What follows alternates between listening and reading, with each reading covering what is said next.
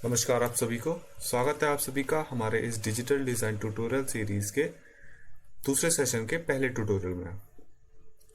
इससे पहले आपने देखा था कि किस तरीके से हमने इलस्ट्रेशन वाले पहले सेशन में हमने ये सारी चीज़ें तैयार की थी। आपने अपना बैकग्राउंड तैयार किया, डैम का स्ट्रक्चर तैयार किया, जनरेटर और टर्बाइन वगैरह सारी चीज़ें तैयार की थी। वीडियो के इस पार्ट में हम सभी लोग एक एनिमेशन बनाने वाले हैं जिसमें हम इस टर्बाइन को रोटेट होते हुए दिखाएंगे और साथ में एक वाटर फ्लो का छोटा सा एनिमेशन बनाते हुए आपको दिखाएंगे। तो उसके लिए मैं क्या करता हूँ कि सबसे पहले मैं इन सारी चीज़ों को अलग अलग सेपरेट पीएनजीज में सेव कर लूँगा, जिससे जब मैं इसे एनिमेशन करूँ तो मैं इसे सेव करके अलग एक एक करके लेके आ सकूँ।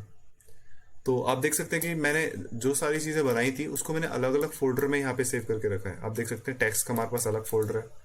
अब जैसे अगर मुझे सिर्फ इसमें से टेक्स्ट एक्सपोर्ट करना है तो मैं बाकी सारे लेयर्स को ऑफ कर दूंगा और सिर्फ टेक्स्ट वाले लेयर को उठा के एज सेव एज पीएनजी कर दूंगा। तो मैं आपको कुछ देर में दिखाऊंगा कि किस तरीके से हम पीएनजी में सेव करते हैं और क्या फ़ायदा होता है हमें पीएनजी में सेव करने का। तो सबसे पहले मैं अपनी जो चीज़ें अननेसेसरी है उन्हें ऑफ कर लेता हूँ। तो मुझे अभी इनमें से वाटर फ्लो और ये टेक्स्ट वगैरह कुछ नहीं चाहिए, मुझे अभी सिर्फ टरबाइन चाहिए। जो मेरी आप यहाँ पे ये टरबाइन और जनरेटर देख रहे हो ये चाहिए। तो मैं बाकी सारी चीज़ें ऑफ कर देता हूँ। सबसे पहले मैंने टेक्स्ट ऑफ कर दिया। ऑफ करने के लिए यहाँ पे मैं ये एरो की जो शो लेयर वाला आइकन है, आई बटन है, उससे टॉगल करके इसे ऑफ कर दूंगा।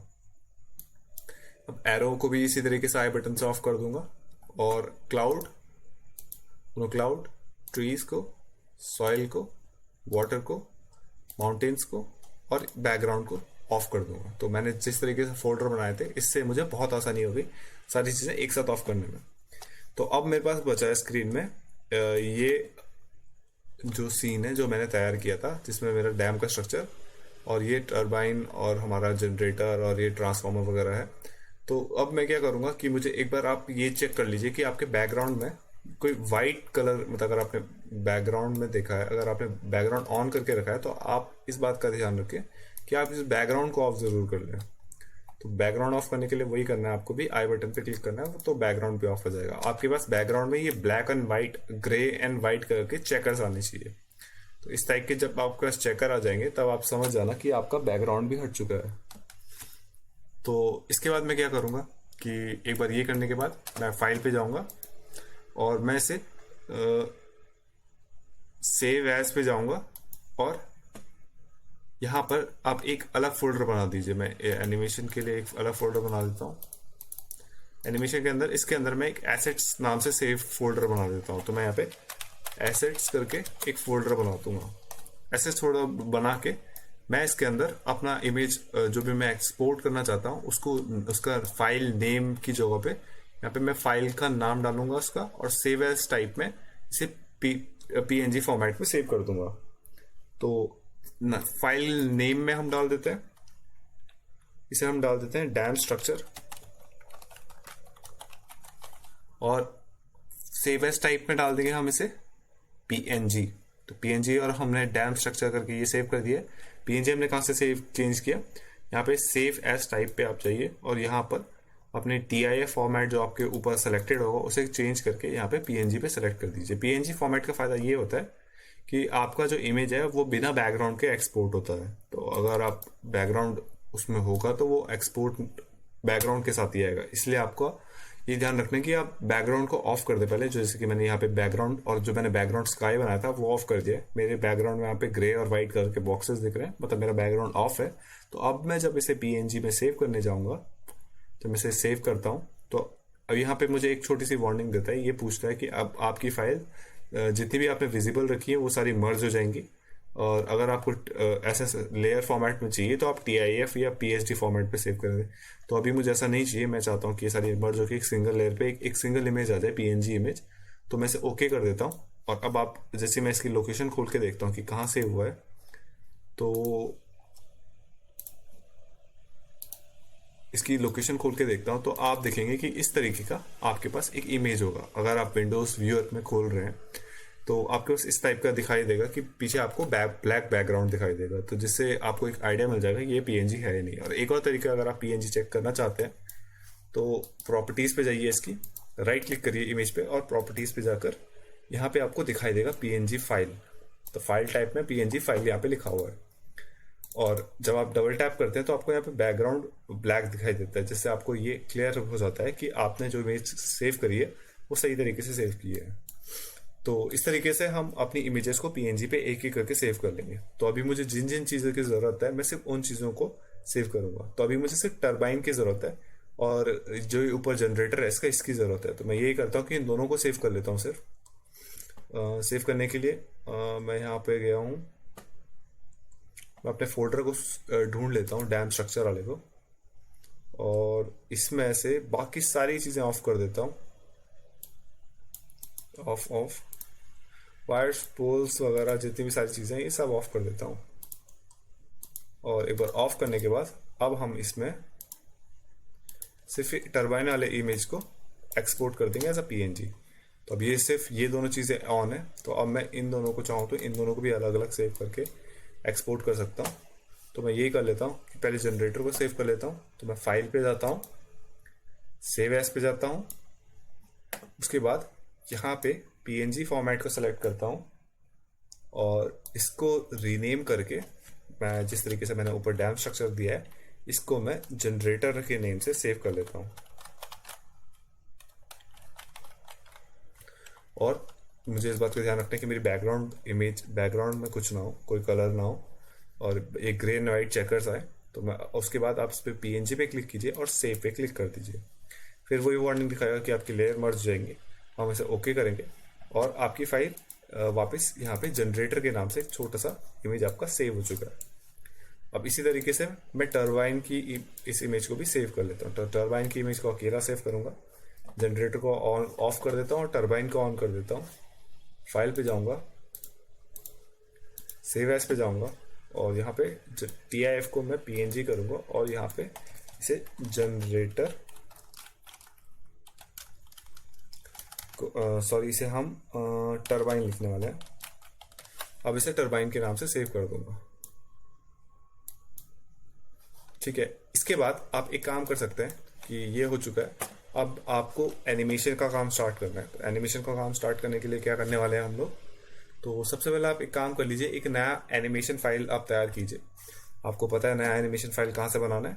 आपको जाना है फाइल पे, न्यू फ्लिप बुक पे क्लिक करेंगे और न्यू एम्प्टी फ्लिप बुक पर जब आप क्लिक करेंगे तो एक इस तरीके का एक छोटा फ्लिप बुक की प्रॉपर्टीज का एक डायलॉग बॉक्स आपके सामने आएगा। इसमें आप ये सेट कर सकते हैं कि आपको कौन से रेजोल्यूशन में वो चाहिए, कौन से रेजोल्यूशन में आपको अपनी इमेज चाहिए, मतलब वीडियो एनिमेशन जो आपका बनेगा वो कौन सी रेजोल्यूशन में आएगा। तो मैं से सबसे हायर जो ऑप्शन है मेरे पास 1920x1080 इस रेजोल्यूशन में कर देता हूँ फुल HD। और यहाँ पे इस बाकी सेटिंग्स को सेम रहने दूंगा और ओके पे क्लिक कर दूंगा। अगर आप सभी को इन सेटिंग्स के बारे में जानना है और इस एनिमेशन के प्रीव्यू के बारे में जानना है तो आप हमारी पिछली वीडियो चेक कीजिए जिसमें हमने एनिमेशन का इंट्रो और बेसिक्स ऑफ एनिमेशन बताया है। तो आप उसमें जाके देखिए कि किस तरीके से हमने UI एक्सप्लेन किया है, क्या इन UI के यूजेस हैं और एक एक करके किस तरीके से हमने टूल्स यूज किए हैं। तो अगर आपको इस UI के बारे में ज़्यादा डिटेल में जानना है तो आप पिछली वीडियो को रेफर कर सकते हैं। तो अब मैंने एक ये नया फाइल बना दिया, आप देख सकते हैं फोरग्राउंड वाला हमारे पास ये है, लेयर मेन्यू टाइमलाइन ये सब यहीं पे है। अब हम एक काम करेंगे कि हमने जो इमेज ली थी हम उसे इंपोर्ट कर लेंगे। तो इंपोर्ट करने से पहले मुझे ये इस बात का ध्यान रखना है कि मैं कहाँ पे इमेज इंपोर्ट कर रहा हूँ, तो मुझे इस बात का ध्यान रखना पड़ेगा। तो एक काम करते हैं, हम बैकग्राउंड वाली लेयर पे अपना जो हमने टरबाइन बनाया था उसको इंपोर्ट कर लेते हैं और मिड ग्राउंड और फोरग्राउंड पे हम अपना टरबाइन का जो आप वो देख रहे थे, वो बॉक्स सा देख रहे थे, उसे लेके आ जाएंगे। तो जनरेटर को हम बैकग्राउंड में लाने वाले, मिड ग्राउंड में हम टरबाइन को लेके आने वाले और ऊपर हम फोरग्राउंड पे उसके एनिमेशन को, उसके रोटेशन के एनिमेशन को करने वाले। तो ये मेरा प्लान था। तो अब मैं नए इमेज को इस पर ऐड कैसे करूँगा, उसके लिए हम क्या करेंगे, मैं फाइल पे जाऊँगा, ऐड इमेज पे जाऊँगा और यहाँ से जहाँ पे आपकी इमेज है आप वहाँ से इसे इंपोर्ट कर सकते हैं। तो अभी मेरा पहले मैं यहाँ लेयर सेलेक्ट कर लेता हूँ, फोरग्राउंड मिड ग्राउंड बैकग्राउंड है। तो मैं सबसे पहले जनरेटर को सेलेक्ट करने वाला हूँ, तो बैकग्राउंड की लेयर को सेलेक्ट करके रखा है मैंने। और फिर मैं जाऊँगा फाइल पे, ऐड इमेज और जनरेटर पे क्लिक करके ओपन पे क्लिक कर दूंगा, और जैसे ये होगा तो आप देख सकते हैं कि मेरी स्क्रीन पे मेरे जनरेटर का इमेज आ चुका है। अब चाहे तो सेंटर पे लेके थोड़ा सा स्केल वगैरह अपने हिसाब से कर सकते हैं, और एक बार ये हो जाने के बाद मैं इसे क्रॉस कर देता हूँ। अब मैं मिड ग्राउंड पे जाऊँगा और अपना जो टर्बाइन है उसे लेके आ जाता हूँ। तो मैं फाइल पे जाऊँगा, ऐड इमेज पे जाऊँगा, और यहाँ पर टर्बाइन की एक जो वहाँ पे मैंने एसेट सेव कर रखे थे अपने एनिमेशन के, वहीं पे से मैं टर्बाइन की एक इमेज खोल देता हूँ। अब मैं इस वाली फाइल को यहाँ पर इसके साथ चिपका कर लगा दूंगा, और आप इसे थोड़ा सा बड़ा कर दीजिए जिस तरीके से हमने पहले इसे ऊपर वाले को बड़ा किया। तो इतना काफ़ी है, और थोड़ा सा नीचे की साइड को खींच लूँगा। इसे सेट करने के बाद हम इसके ऊपर एनिमेशन करने वाले हैं। तो जो आप ये देख रहे हैं टर्बाइन, इसके ये पार्ट्स है, ये रोटेट करने वाले हैं। तो हमें इस टाइप के, मैं फोरग्राउंड पे आपको दिखा देता हूँ, इस टाइप के एरोज बनाने वाले हैं, जिससे ये ऐसा फील आएगा कि ये इस साइड को मोशन में है। तो फिर अब मैं एरोज बनाता हूँ। तो एरोज बनाने के लिए मैं फोरग्राउंड वाली लेयर पे गया, और यहाँ से मुझे पहले कलर सेलेक्ट करना है। कलर सेलेक्ट आप कॉपी लाइब्रेरी या फिर इस कलर व्हील से या फिर कलर पिकर से कर सकते हैं। तो मैं कलर व्हील का इस्तेमाल करता हूँ, और यहाँ से इसे ब्लैक कलर के पास लेके चला जाता हूँ। एक बार ब्लैक हो जाए उसके बाद मैं इसे क्रॉस कर दूंगा, और यहाँ पर मैं फोरग्राउंड लेयर पे आके एक सिंपल सा स्ट्रोक बनाऊंगा इस टाइप से। हाँ, आप अगर स्ट्रोक को ज़्यादा स्मूथ बनाना चाहते हैं तो आप इस तरीके से इस टूल का इस्तेमाल कर सकते हैं जो हमारा है ड्रॉ स्टाइल टूल। इस ड्रॉ स्टाइल टूल की मदद से आप कोई भी शेप क्रिएट कर सकते हैं।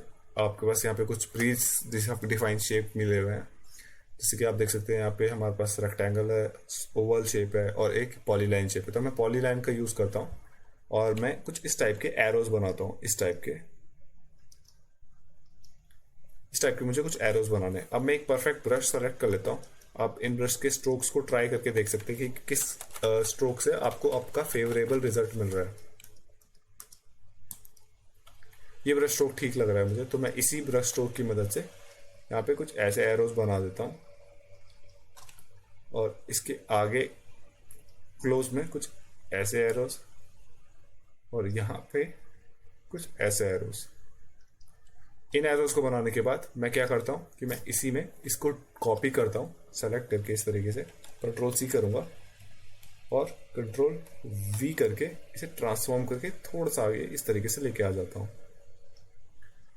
अब इसी तरीके से इसे क्रॉस कर देता हूँ यहाँ पे, और वापस कंट्रोल V दबाऊंगा, तो आप देख सकते हैं कि ये कुछ और आपके सामने ये और ज़्यादा लेयर्स ये आ चुके हैं। तो अब मैं इसे ऐसे इस तरीके से क्रॉस कर देता हूँ। तो एक बार ये बन जाने के बाद अब आप क्या करेंगे कि आपका जो बैकग्राउंड वाली लेयर है, ये आपको पता है कि आप एक बार जहाँ पे आपने लगा दिया है वहाँ पे ये आपके एंड तक आपका ये बैकग्राउंड लेयर हमेशा रहेगा। तो आप बैकग्राउंड लेयर पे कोई चेंज तो कर नहीं सकते हो। तो अब आपको क्या करना है, इस मिड ग्राउंड वाली लेयर को आगे कॉपी कर लेना है। तो मैं इसको एक काम करता हूँ, इस लेयर को मैं डुप्लीकेट कर लेता हूँ। तो मैं डुप्लीकेट कर लेता हूँ। जब मैं डुप्लीकेट करूँगा तो मेरी तीनों लेयर, बैकग्राउंड, मिडग्राउंड, फोरग्राउंड, तीनों लेयर डुप्लीकेट होने वाली है। तो डुप्लीकेट की फ्रेम कर लेते हैं कुछ आगे तक। अब मैं पहले फ्रेम पे, अपने सेकंड फ्रेम पे थोड़ी चेंजेस करूँगा। सेकंड फ्रेम पे मैं क्या करूँगा, सिलेक्शन पकड़ूंगा इन सब का, मैं ट्रांसफॉर्मेशन की मदद से इन सबको सेलेक्ट करके, या फिर आप एंटायर लेयर की मदद से भी इसे थोड़ा सा आगे शिफ्ट कर सकते हैं। इस तरीके से शिफ्ट कीजिए, और इसे फिर मैं क्रॉस पे क्लिक कर दूंगा। इतना होने के बाद इतना मेरा गैप यहाँ पे बनना आ जाएगा। अब आप चाहें तो इसे थोड़ा पीछे कर सकते हैं, अगर आपको ज़्यादा तेज़ लग रहा है तो। थोड़ा सा जूम इन करता हूँ मैं, और मैं देख लेता हूँ कि मेरा प्रीवियस वाला कहाँ पे था। आप हाँ अनियन स्केलिंग टूल का इस्तेमाल कर सकते हैं। यहाँ पे आपको थोड़ा सा लेआउट में आपको दिखाई देगा कि आपका वो कहाँ पे तक था पहला एरो जो आप लेके आए। पहला एरो यहाँ तक था, तो मैं इसे थोड़ा सा पीछे लेके जा सकता हूँ। आप देख सकते हैं कि यहाँ पे मेरा पिछला एरो जो था वो इतना ही जगह पे था, तो मैं इसे यहाँ पे लेके आ जाता हूँ, इसे यहाँ पे लेके आ जाता हूँ। इतना लाने के बाद आप अब देख सकते हैं पहला एरो यहाँ पे, सेकंड एरो आपका यहाँ पे। अब थर्ड एरो आप चाहेंगे कि इससे थोड़ा सा और आगे आए, तो मैं एंटायर लेयर करके इसे थोड़ा सा और आगे शिफ्ट कर लूँगा। एनिमेशन का बेसिक प्रिंसिपल यही है कि अगर आपको किसी चीज़ को मोशन में दिखाना है तो आपको उसकी पोजीशन को यहाँ पे चेंज करना है। तो अभी हम वही कर रहे हैं, अगर हमें कोई चीज़ मोशन में दिखानी है तो हम यहाँ पर उनकी पोजीशन पे चेंज कर रहे हैं। तो अब मैंने इसे थोड़ा और आगे शिफ्ट कर लिया। अब मैं इसे क्रॉस कर देता हूँ। नेक्स्ट लेयर में मैं इसे इससे और आगे शिफ्ट कर लेता हूँ। तो अभी मेरा ये यहाँ तक हुआ था, अभी यहाँ पहुँच चुका है। फिर क्रॉस कर लूँगा, फिर आगे एक बार देख लेते हैं। ये पहले यहाँ पहुँचा, फिर थोड़ा आगे, एंड में थोड़ा और आगे। इसके बाद ये 5th लेयर में और आगे जाएगा। तो ट्रांसफॉर्म करेंगे हम इसे, ये इतना हुआ, फिर इतना पोजीशन थोड़ा सा और आगे शिफ्ट करेगा। तो ये वाला एरो हमारा इतना जाएगा। ठीक है, अब हम 6th वाले फ्रेम पे आएंगे। मैं यहाँ से इसके स्लाइडर से मदद से इसकी थोड़ी सी टाइमलाइन को छोटा कर दूंगा, ताकि मैं जितने फ्रेम चाहूँ उतने ही फ्रेम प्ले कर सकूँ। इसे भी एक बार डुप्लीकेट कर लेते हैं। 8 फ्रेम का एनिमेशन बनाने वाले हैं, 6, 7, 8। तो अभी 4थे फ्रेम पे, 5वें फ्रेम में थोड़ा सा आगे करा हमने, 6वें में ये वापस पीछे आ गया। तो हमें इसे यहाँ पे इसे ट्रांसफॉर्म की मदद से और आगे शिफ्ट करना होगा। एक बार देख लेते हैं कि कहाँ पे आया था हमारा, ताकि आइडिया मिल जाए। ये यहाँ पे आया था, अब हम इसे थोड़ा सा और आगे शिफ्ट कर लेंगे ट्रांसफॉर्म की मदद से। ट्रांसफॉर्म की मदद से मैं इसे यहाँ शिफ्ट कर लेता हूँ, फिर क्रॉस कर लेता हूँ। अभी यहाँ पे यहाँ पहुँचा हुआ है। अब मैं इसे ट्रांसफॉर्म की मदद से थोड़ा सा और आगे शिफ्ट कर लेता हूँ, कुछ इस तरीके से। अब देख सकते हैं आप, ये यहाँ, फिर यहाँ। ठीक है, ये यहाँ पहुँच चुका है। 8th फ्रेम में मैं इसे वापस इतना ही लेके आना होगा, ताकि ये एक लूपिंग सा एनिमेशन बनता है। मैं 8th में नहीं, 9th में से ऐसा लेके आता हूँ। यहाँ तक पहुँचने के बाद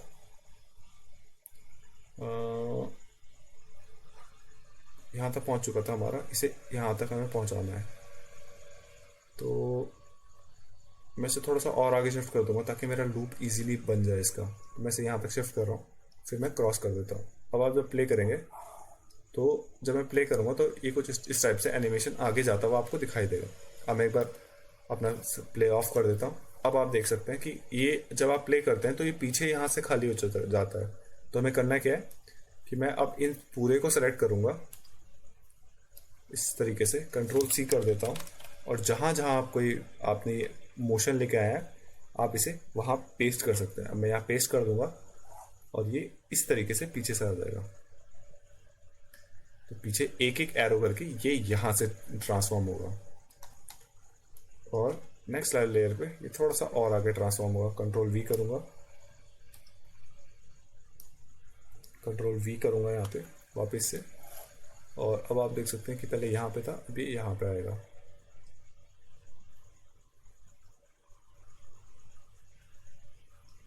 क्रॉस करेंगे, फिर हम नेक्स्ट लेयर पे जाएंगे, Ctrl+V करेंगे, और ये लास्ट वाला ये यहाँ पे आएगा।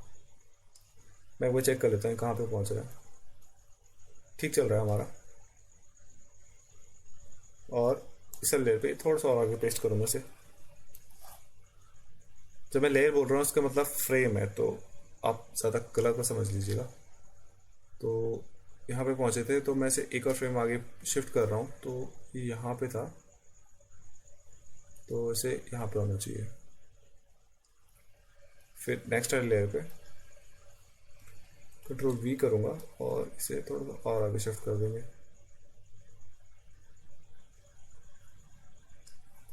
वो चेक करते हैं, ये यहाँ पे नेक्स्ट वाले थोड़ी आगे, इसके बाद आगे थोड़ी सी और आगे। तो ये कुछ इतने में मेरे तीनों ये अंदर आ चुके हैं। अब जब आप प्ले करेंगे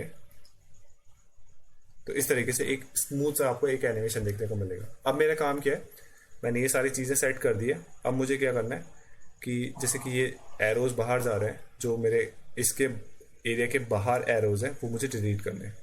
तो उसके लिए मैं क्या करूँगा कि सिलेक्शन टूल की मदद से, सिलेक्शन टूल ये रहा आपका, सिलेक्शन टूल को सेलेक्ट करूँगा और इस तरीके से एक सिलेक्शन ड्रॉ करूँगा इसके चारों तरफ। और सिलेक्शन ड्रॉ करने के बाद आपको क्या करना है, आपको यहाँ पे Ctrl+Shift+D कीबोर्ड में प्रेस करना है।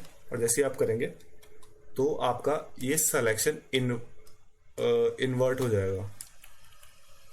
सॉरी, Ctrl+Shift+I प्रेस करेंगे आप, तो आपका ये सिलेक्शन इन्वर्ट हो जाएगा। तो जैसे आप इन्वर्ट कर देंगे, अब आपको फर्स्ट फ्रेम से 8th फ्रेम तक जितने भी चीज़ें, जितने फ्रेम आपने बनाए हैं उन पे आपको डिलीट की दबाने हैं। सिर्फ डिलीट करके आपके इसके बाहर के सारे भी जो आप एरोज बने वो अपना आप डिलीट हो जाएंगे। तो इन्वर्स मैंने पहले सेलेक्ट किया है और फिर जितना मैंने सेलेक्ट किया मैंने अपने कंप्यूटर को बोला है कि उसका इन्वर्स जितना भी है उस सबको सेलेक्ट कर दे। तो उसके लिए मैंने कंट्रोल शिफ्ट और आई की मदद से इसकी बाकी के एरिया को मतलब वो कर दिया है, सेलेक्ट कर दिया। अब एक बार जब मैं प्ले करूंगा तो आप इसको इस तरीके से आपको एक मोशन सा देखने को मिलेगा। और एक बार ये हो जाने के बाद आप पहले डिसेलेक्ट कर दीजिए, जूम आउट करके दिखा देता हूँ। अब जब आप प्ले करेंगे तो इस तरीके से ऐसा लगेगा कि ये टरबाइन रोटेट हो रही है। तो ये था हमें किस तरीके से टरबाइन को रोटेशन वाला एनिमेशन देना है। अब मुझे क्या करना है, इस रोटेशन वाला एनिमेशन के साथ एक वाटर फ्लो का छोटा सा एनिमेशन देना है यहाँ पे। तो मैं एक काम कर सकता हूँ, इस एनिमेशन को मैं सेव कर सकता हूँ सबसे पहले। तो सेव करने के लिए क्या करेंगे, पहले मैं इसे पॉज कर लेता हूँ, फाइल में जाऊँगा, सेव एज पे जाऊँगा और यहाँ पर मैं अपने एनिमेशन को एनिमेशन 2 करके सेव कर लेता हूँ। एक मैंने पहले से एनिमेशन बनाया, मैं से एनिमेशन 2 करके सेव कर लेता हूँ। सिर्फ इसके आगे ब्रैकेट में लिख के रख सकते हैं ज़्यादा स्पेसिफिक होने के लिए कि ये हमारा टरबाइन और जनरेटर वाला एनिमेशन है। तो टरबाइन एनिमेशन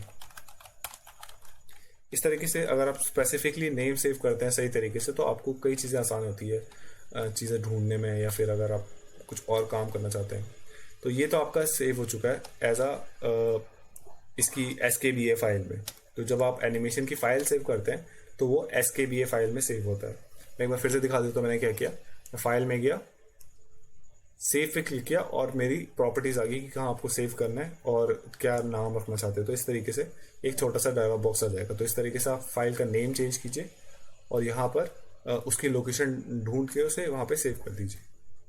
अब अगर मैं बैकग्राउंड कलर ऑफ करता हूँ और अब प्ले करता हूँ तो अब मैं जब इसे एज अ मतलब अगर आप PNG से वो करना चाहें, एज अ इमेज सेव करना चाहें तो आप वो भी कर सकते हैं। तो उसके लिए हम क्या करेंगे, फाइल पे जाऊँगा,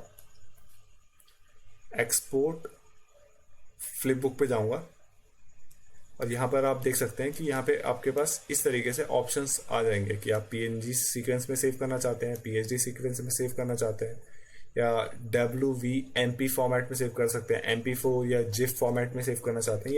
ये सारे आपके पास ऑप्शन है।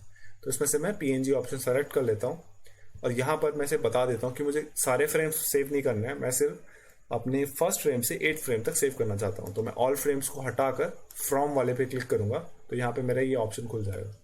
तो यहाँ पे फर्स्ट फ्रेम आ चुका है और यहाँ पे मैं लिख लूंगा कि मुझे 8th फ्रेम तक चाहिए। तो मैं 8th फ्रेम पे सेलेक्ट कर लूंगा और अब यहाँ पर बाकी सारी चीज़ें मैं सेम रहने दूंगा। और इस बात का ध्यान रखना है आपको कि इंक्लूड बैकग्राउंड कलर आप ऑफ रखें।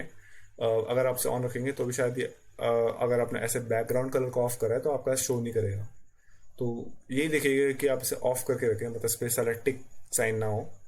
और एक बार ये सब हो जाने के बाद आप एक्सपोर्ट पे क्लिक कीजिए, फिर ये आपको एक लोकेशन पूछेगा कि कहाँ पे आप इसे सेव करना चाहते हैं। तो मैं एक नया फोल्डर यहाँ पे क्रिएट कर लेता हूँ, इसको रीनेम कर देते हैं। इसका नाम लिख लेता हूं मैं टरबाइन एनिमेशन।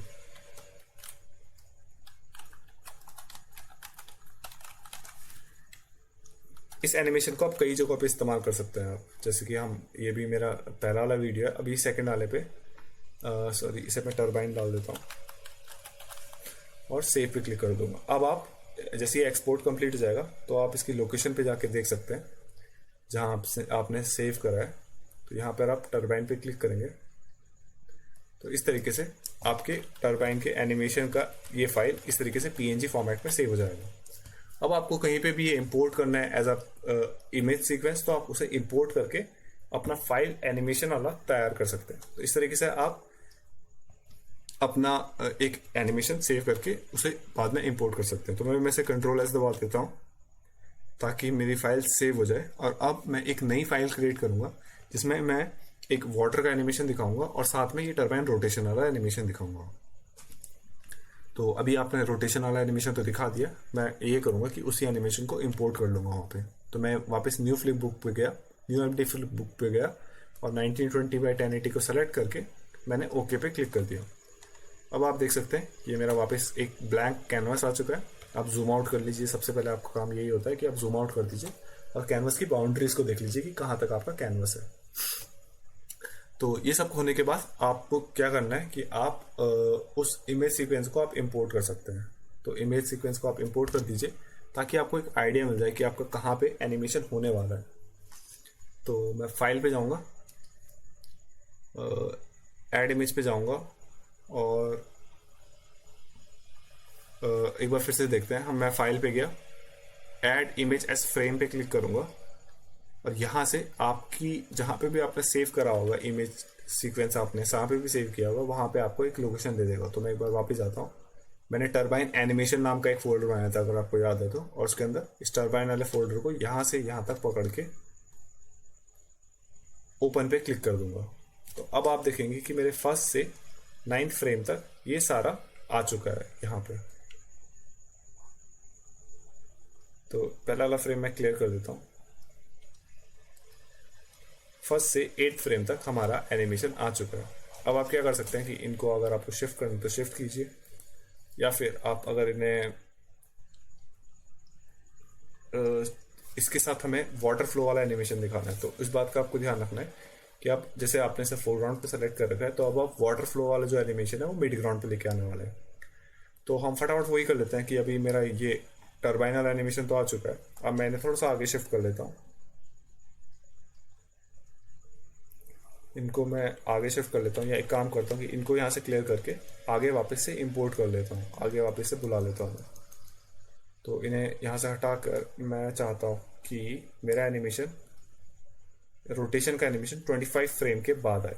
तो एक काम करेंगे 25 के 30 कर लेते हैं इसे, और फाइल पे जाऊँगा, ऐड इमेज फ्रेम वापस करूँगा और यहाँ से यहाँ पे सेलेक्ट करके ओपन कर देंगे। तो 30 फ्रेम के बाद मेरा ये रोटेशन वाला एनिमेशन आएगा। तो इससे पहले मुझे ये दिखाना है कि मेरा जो टरबाइन है वो इसे कंट्रोल C करके मैं एक बार स्टार्टिंग में भी लेके आ जाता हूँ, ताकि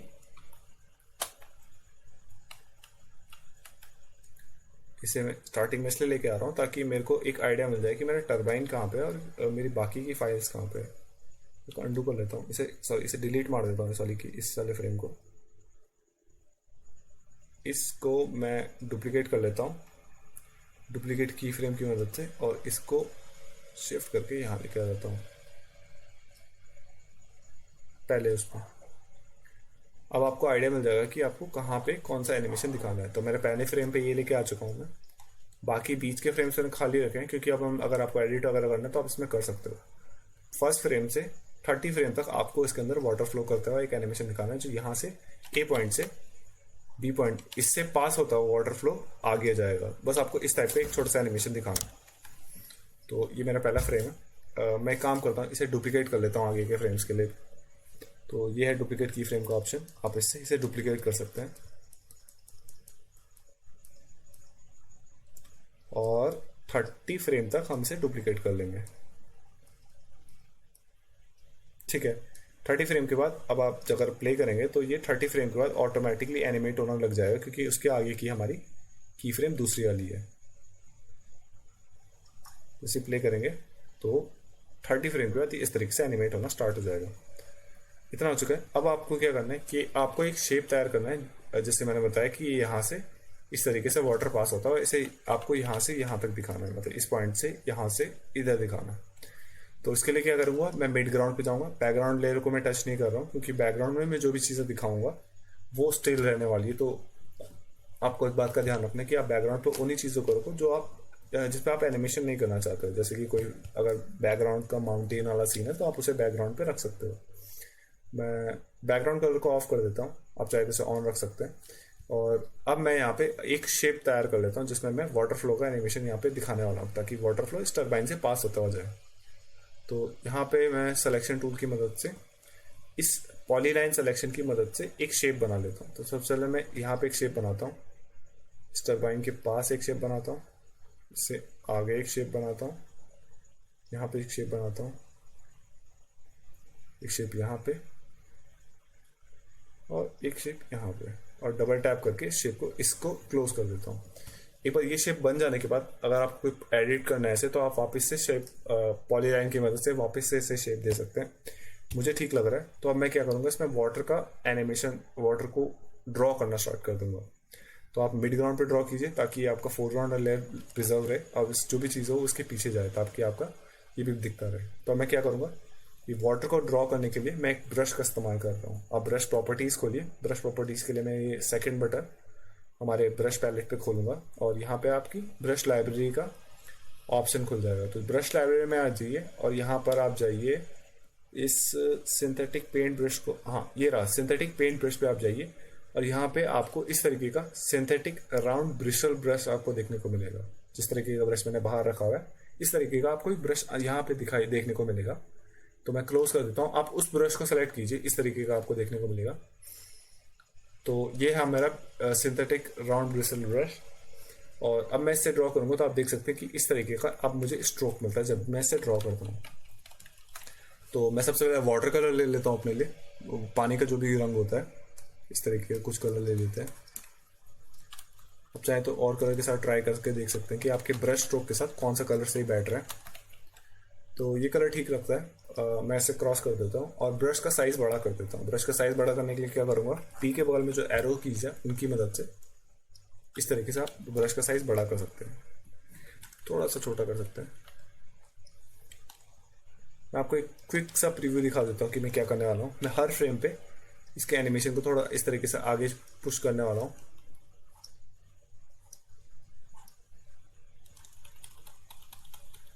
जैसे कि यहाँ पे पहुँचा, सेकेंड वाला यहाँ तक पहुँचेगा, थर्ड वाला यहाँ तक पहुँचेगा, फोर्थ वाला थोड़ा आगे पहुँचेगा, फिफ्थ वाला थोड़ा और आगे पहुँचेगा, सिक्स्थ वाला थोड़ा और आगे पहुँचेगा, ये थोड़ा और आगे पहुँचेगा, इस तरीके से थोड़ा और आगे पहुँचेगा, और इस तरीके से हम इसे एंड तक यहाँ तक पहुँचाएंगे।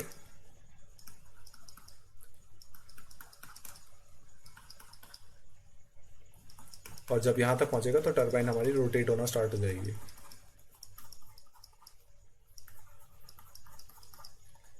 अब आप देखिए कि ये यहाँ से आया और इस यहाँ तक प्ले ऐसे ऐसे देखने को मिलेगा आपको। तो जब आप इसे कलर सही से करेंगे तो ये बेहतर दिखेगा।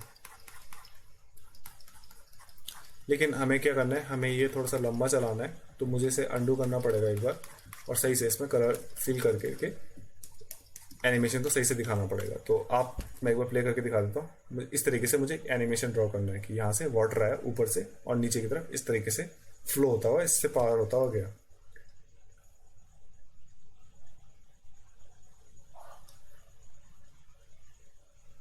तो मैं एक काम कर सकता हूँ कि इसी स्पीड से इसे प्ले होता हुआ दिखा सकता हूँ। जितने एक्स्ट्रा फ्रेम है उन्हें यहाँ से हटा सकता हूँ। तो इतने फ्रेम के बाद ये वाटर इससे पास हो जाता है। तो मैं इसे क्या करूँगा कि यहाँ तक इस 12th फ्रेम के बाद इन सब चीज़ों को इन्हें हटा सकता हूँ।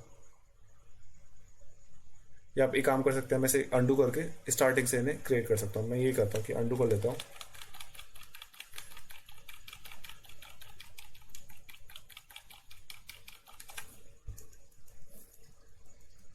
एक काम करता हूँ, इन्हें डिलीट ही मार देता हूँ इन फ्रेम से। मैं डिलीट की मदद से इन सारे फ्रेम्स में डिलीट मार देता हूँ।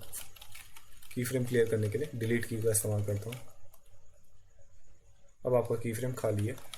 अब मैं वापस से अपनी शेप्स को ड्रॉ करूँगा। तो पहले फ्रेम पे आऊँगा, जूम करूँगा, थोड़ा सा अपना ब्रश का साइज छोटा कर लेता हूँ एरो कीज की मदद से। आपको यहाँ पे एक वाटर का शेप इस तरीके से बनाना है और अगला शेप आप कोशिश कीजिए कि इससे थोड़ा सा आगे बने। नेक्स्ट वाला से थोड़ा सा और आगे, उसके बाद वाला थोड़ा सा उससे और आगे, फिर उसके बाद वाला थोड़ा सा और आगे। तो मैं ब्रश स्ट्रोक दे रहा हूँ सिर्फ उसके बाद, और इस तरीके से मैं नॉर्मल ब्रश स्ट्रोक दे रहा हूँ यहाँ पे।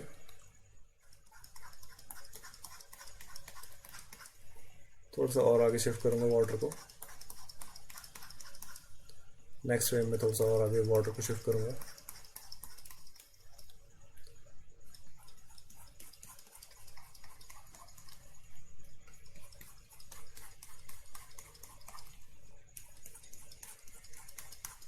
और एंड तक आपको इसी तरीके से वाटर की उसको ट्रांसफॉर्म करना पड़ेगा। तो मैं यहाँ पर देख लेता हूँ कि मेरा वाटर कैसा काम कर रहा है। यहाँ तक पहुँच चुका है। अब इसे थोड़ा सा और आगे शिफ्ट करना है।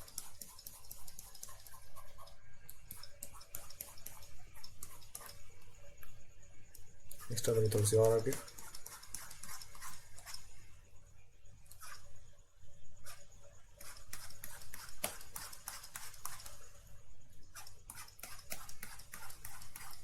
और इस तरीके से शिफ्ट करता जाऊंगा।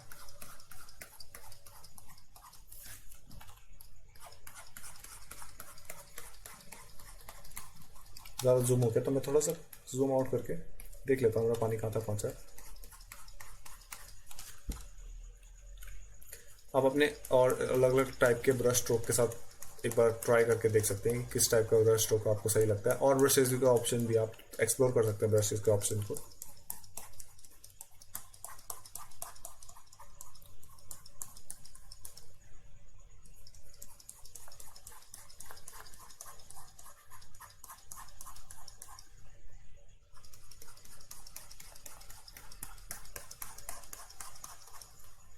ठीक है, मैं आगे ब्रश स्ट्रोक किस तरीके से बनाता रहूँगा। आपको ये ध्यान रखना है कि आपका 30 फ्रेम के बाद आपका ये एनिमेट होना स्टार्ट हो जाएगा, तो आपको 30 फ्रेम तक इस तक वाटर पहुंचाना है। तो भी 28 पे है, 25 पे यहाँ पहुंचे, 25 पे थोड़ा और आगे हो सकता था, ज़्यादा डिस्टेंस नहीं है क्योंकि इसका।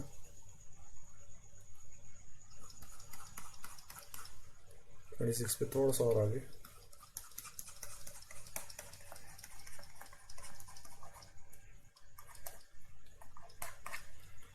और उसके बाद थोड़ा सा और आगे।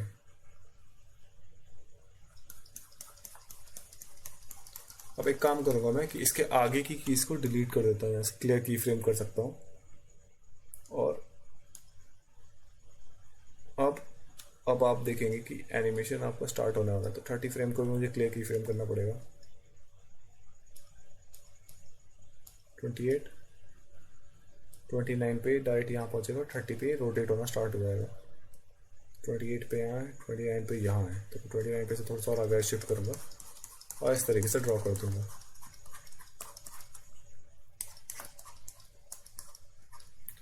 नेक्स्ट वाले पे इसको थोड़ा सा और आगे शिफ्ट करूँगा। अब आप देख सकते हैं कि मेरा टरबाइन रोटेट होना स्टार्ट हो चुका है। फिर नेक्स्ट वाले पे से थोड़ा और आगे शिफ्ट करूँगा।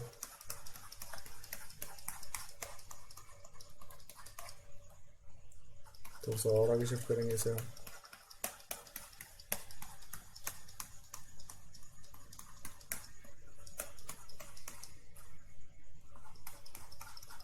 जब एक बार यहाँ पहुँच जाए तो आप इसे फिनिशिंग की तरफ, एंड की तरफ लेके जा सकते हैं इस तरीके से।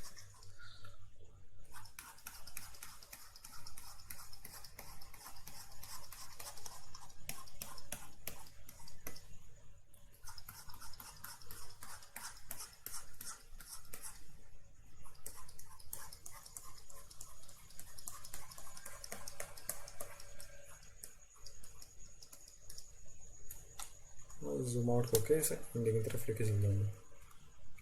यहाँ तक पहुँच गया, एंड में से यहाँ तक पहुँचा के एंड तक ख़त्म कर देंगे फिर लास्ट में।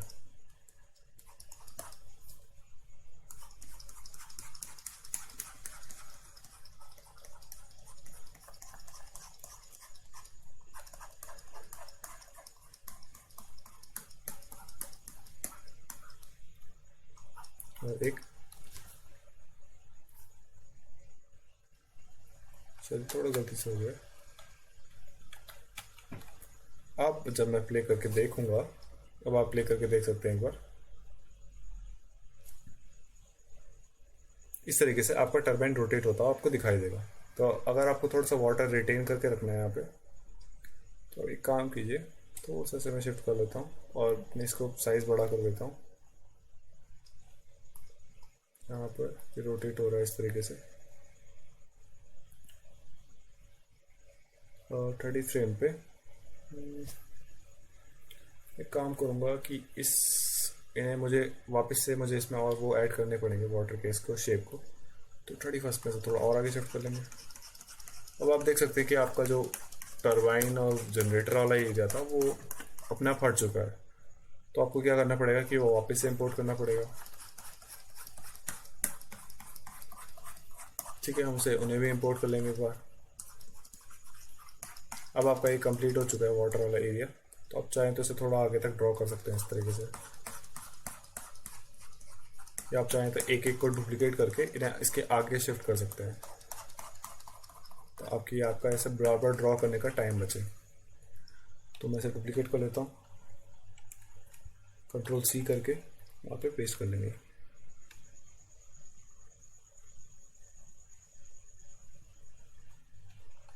कंट्रोल जेड करना पड़ेगा क्योंकि मेरा सिलेक्शन हो चुका है इसके कारण। तो एक काम कर सकते हैं कि मैं इस लेयर को ही डुप्लीकेट कर लेता हूँ, लेयर को डुप्लीकेट कर लेंगे, इसे आगे शिफ्ट कर लेता हूँ, इससे सारे को पीछे धक्का दे देते हैं। अब आपको एक अलग सा थोड़ा सा शेप चेंज होता हुआ दिखाई देगा आपको। आप चाहें तो इस तरीके से कॉपी पेस्ट कर सकते हैं, लेकिन अगर ड्रॉ करेंगे तो भी आपको ज़्यादा टाइम नहीं लगेगा। अगर आपको ये लग रहा है कि आपका वाटर बहुत स्लो मूव हो रहा है, तो आप एक काम कर सकते हैं कि बीच के एक आध कीज को डिलीट मार सकते हैं, ऑल्टरनेट कीज को आप क्लियर की फ्रेम करके